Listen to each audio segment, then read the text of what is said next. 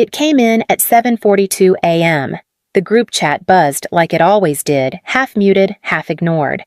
I was brushing my teeth when I glanced at the notification, not expecting anything but maybe a half-hearted HBD or a forwarded meme. Instead, there it was. "No one's coming to your party, grow up." From my mother. In the family group chat. I read it once. Then again. The second time was just to confirm the punctuation. No emojis, no love you, no irony. Just a single deliberate sentence tossed into a digital room full of people I used to try to matter to. I spat the toothpaste rinsed and walked to the living room. The air was still. I sat down, unlocked my phone, and replied with one word. Understood. Then I opened my banking app. The rent payment was already queued $3,000 like clockwork. It wasn't my rent. It was theirs. My parents' monthly lease for a 3-bedroom ranch in Arvada with a leaky roof and a fireplace no one ever lit. I'd been paying it for 4 years. I canceled the auto transfer. My heart didn't race. My fingers didn't shake. It felt like clicking unsubscribe on an old email newsletter you never signed up for but kept receiving anyway. Then I archived the group chat. The silence that followed wasn't angry. It was clean. The kind of clean that comes when something is removed from your life, not added. I sat there for a while watching the blinking cursor on my screen, waiting for the next message that didn't come. No just kidding, no follow-up. Just digital silence. I got up and made coffee. Black, no sugar. The bitterness felt honest. I sat at the table and sipped slowly, watching sunlight creep across the floor, warm and indifferent. I didn't cry. I didn't rage. But something inside me shifted like a lock turning for the first time in years.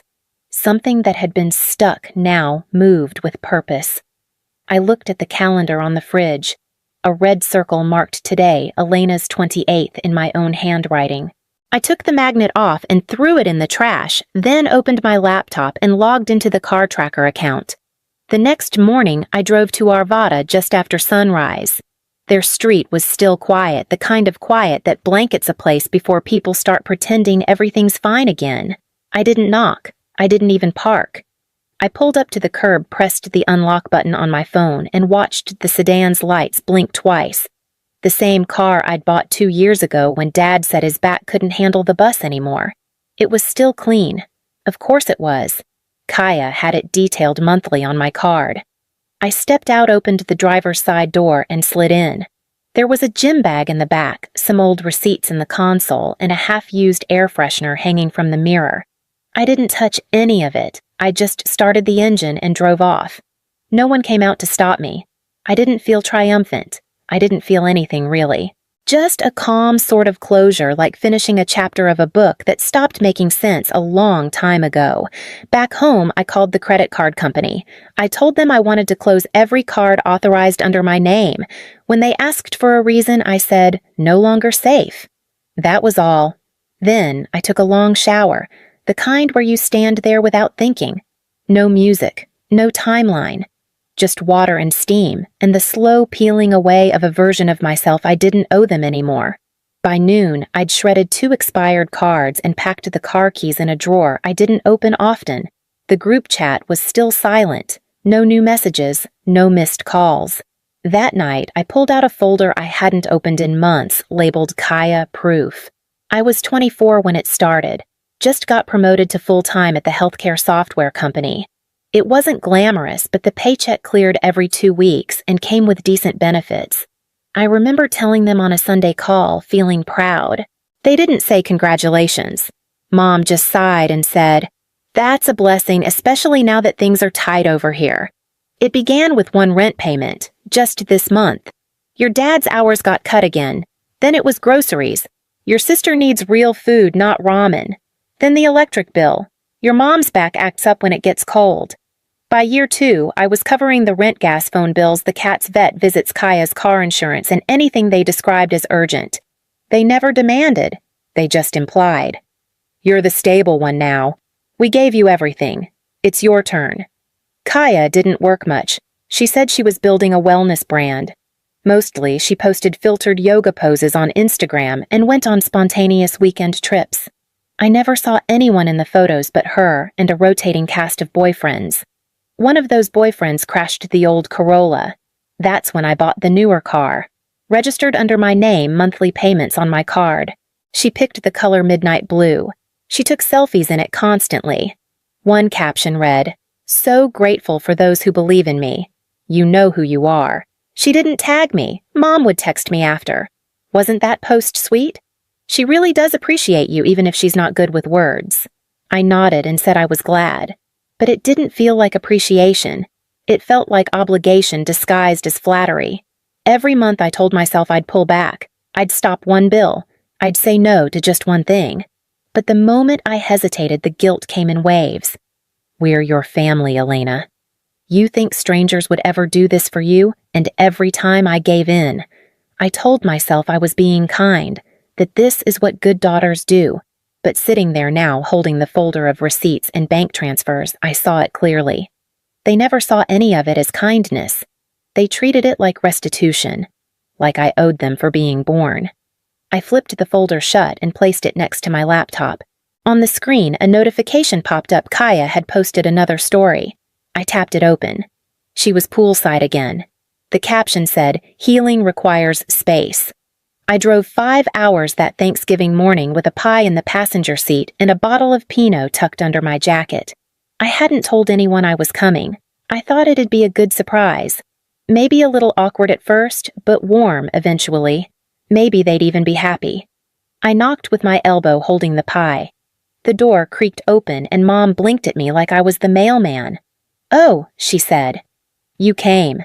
She called over her shoulder, "Kaya, tell Josh to hide the gifts, your sister's here." I didn't ask what gifts. I already knew they weren't mine. Inside, everything felt too lived in, too settled, like a party I'd wandered into by mistake. Josh emerged from what used to be my room wearing socks I recognized. No one offered to move him. That night, I slept on the couch under a fleece blanket that smelled faintly like old Febreze and disappointment. At dinner, Don raised his glass. Let's hear it for the woman who pays the bills but can't hold down a boyfriend. Laughter rippled across the table like it was a harmless joke, like I hadn't driven for hours to be there, like my presence was a performance they never asked for but still expected. Kaya snorted fork halfway to her mouth. Even Josh laughed. He didn't even know me. I smiled faintly and drank my wine. Then I got up, cleared the plates, washed the dishes. When the sink backed up, I took out my wallet and called a plumber. He came in the middle of dessert. Afterward, no one thanked me. Mom patted my shoulder and said, "Next year, just tell us first." Okay? We had plans. On the drive back, I didn't play music. I didn't call anyone. I watched the road stretch into dark silence and realized I felt lighter driving away than I ever had arriving. A week later, a coworker leaned over my desk and said, "Hey, wasn't that your sister I saw on Explore? Looked like a fun cabin trip." I opened Instagram and there they were. Mom, Don, Kaya, and Josh, all in matching beanies holding mugs by a fireplace. I zoomed in on Kaya's mug. It said, "Best daughter ever." It started with a notification buzz while I was working remotely from my apartment. I figured someone had sent a birthday meme or maybe a forwarded coupon code standard group chat noise. But when I opened the app, the entire thread was lit up. Dad had posted a screenshot of my Amazon birthday wish list. A few pairs of socks, some shampoo, I liked a pack of pens. Nothing fancy, nothing expensive. Just small things I never remembered to buy for myself. "Look at this grown woman asking for socks and lotion," he wrote. "Guess we didn't raise her tough enough." Then came the clown emoji. Then a meme of a girl with a party hat and the caption, "Guess who's turning 12 again?" Kaya reacted with a laughing emoji and followed up with bet. She expects us to gift wrap it too. No one defended me. Not Mom, not my aunt, not the cousin who once cried when I helped her pay for her nursing exams. Just reaction emojis and punchlines like I was the group's entertainment. I didn't respond. I didn't leave the chat. I just started screenshotting. Not because I planned to get even, not because I needed revenge, just because for the first time I needed to see the whole picture without emotion. I wanted to know I wasn't imagining it, that the cruelty was real and not just my own sensitivity echoing back at me. That night, I saved the screenshots into a new folder. labeled it plainly receipts. I didn't know what I'd do with it yet, but I knew I didn't want to forget. The next morning, Kaya posted a story, another poolside photo, a matcha in her hand, captioned, "Surround yourself with people who uplift you." I looked at the pool tiles in the background. It was a hotel I knew. I'd paid for her weekend there last month when she said she needed time to reset her energy. My phone buzzed again. A new message in the group chat. "Mom, power's about to get shut off again. Not sure what we're supposed to do." I didn't answer. I just opened my credit monitoring app and refreshed the screen. The first red flag came from an email. "Your monthly loan balance is now available." I didn't recognize the lender. I hadn't taken out a loan, at least not one I remembered. I clicked the link, logged in with my social, and there it was. $8,400 opened in my name, with Dawn listed as the co-borrower. The application date was from last spring, around the time they said their roof needed repairs. I remembered getting a cryptic message from Mom, then pray for clear skies. "We can't afford another storm." I never thought to ask what she meant. The next day, I pulled my credit report. That's when I saw the Target card. Opened 2 years ago. My name, my credit, my address. Not mine. When I confronted her, Mom replied with a dismissive text. "You weren't even using it. Stop being dramatic." That word again, dramatic. It followed me like a shadow. The same week, a coworker named Julian mentioned Kaya in the break room. He said he ran into her at a gallery opening. She said, "You're like on the spectrum or something I didn't know." But it makes sense. "You're super quiet." I just nodded, smiled like it didn't sting. Then I went back to my desk and opened another folder. This one I named Backup, for real. I started collecting everything. Screenshots, emails, payment records, texts, voice messages, and Instagram captions where Kaya flaunted things I'd paid for. I found the voicemail Mom left me the day Kaya's tuition was due, screaming through tears. "She'll end up like you if we don't get her out of here. Is that what you want?" It didn't matter that I wasn't on the spectrum. What mattered was how convenient it was for them to say I was. How easy it made everything else make sense, the silence, the distance, the fact that I never fought back. But I wasn't confused anymore. I wasn't being graceful.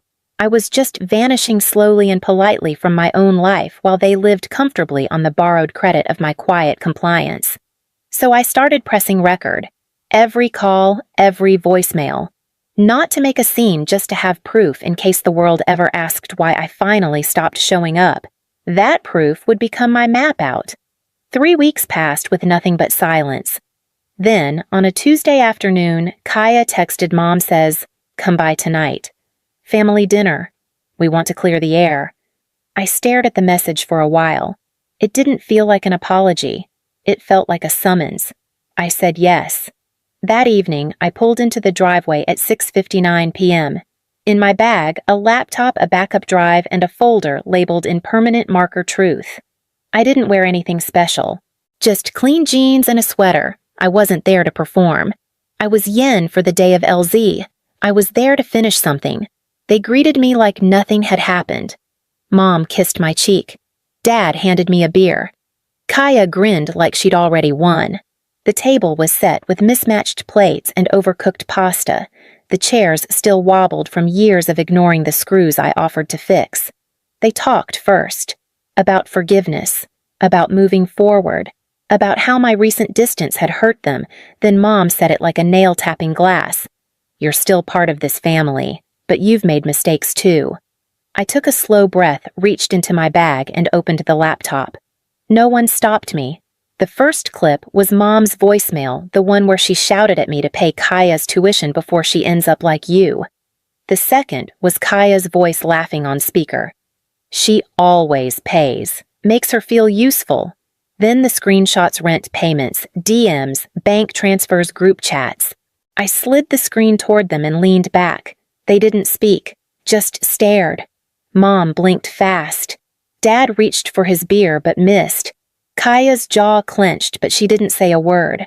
I opened the folder. Inside were printed emails, loan statements, the Target card notice, and at the top, a single page with my credit report circled in red. When I spoke, it was quiet. You don't get to ask for peace when you've only ever offered control. I reached for the USB stick and walked to the living room, their smart TV powered on with a chime. The screen lit up with the loan application Dawn's name as primary, mine as co-signer. I let them stare at it in silence. "You used my social without asking," I said, eyes on my father. "You put me on the hook for your debt." He opened his mouth, but I raised a hand. "It's already reported. They've frozen the account. You'll get the fraud notice next week." Mom's breath caught. Kaya let out a dry laugh. "You're so dramatic. What's next? You going to sue us?" I smiled, then walked back to the door. "No," I said, "but he might." I pulled it open and Jake stepped in. Kaya froze. Her smirk dropped like a switch had flipped. He held a black folder in one hand and didn't look at her. He sat across from her and set it on the table. "You want to tell them," he said, "or should I?" Kaya stood up. "Why are you here?" Jake opened the folder. Inside were printed screenshots of messages, edited timestamps, mismatched fonts. Beneath them, a transcript of voice memos Kaya had spliced to make it sound like he'd screamed at her.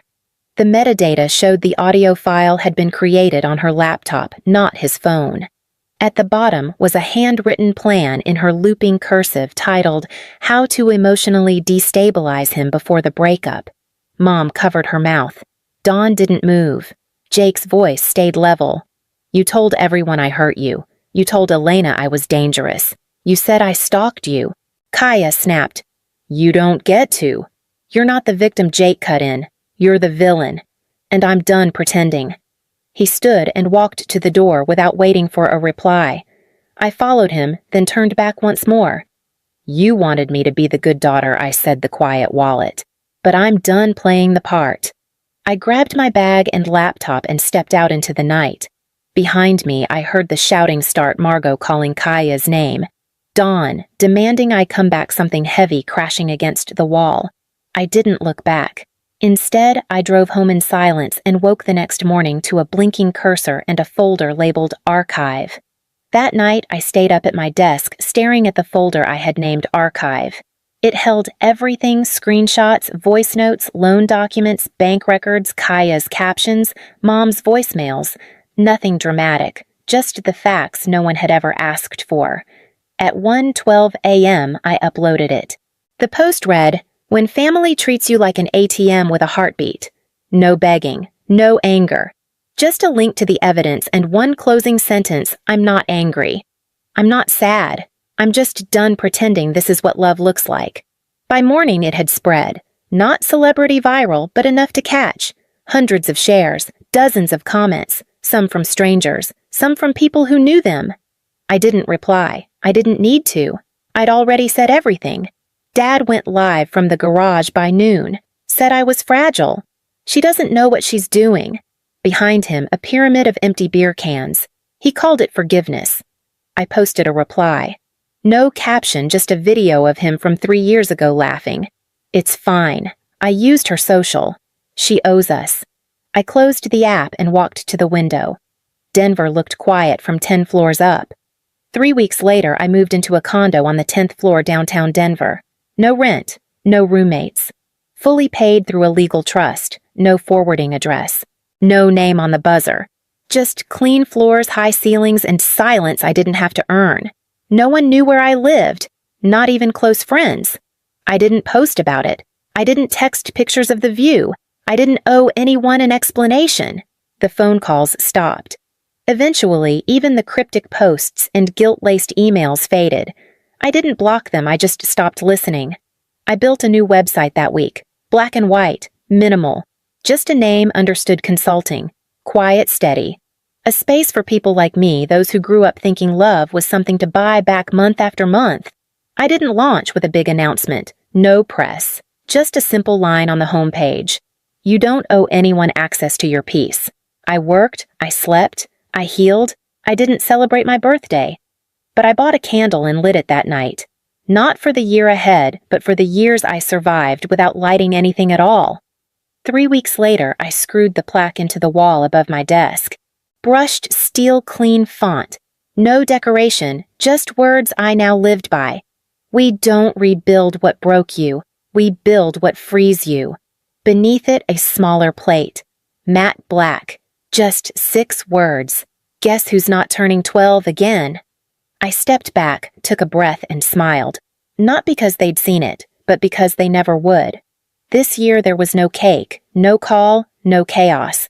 Just a quiet office, a locked door, and finally a life that belonged only to me.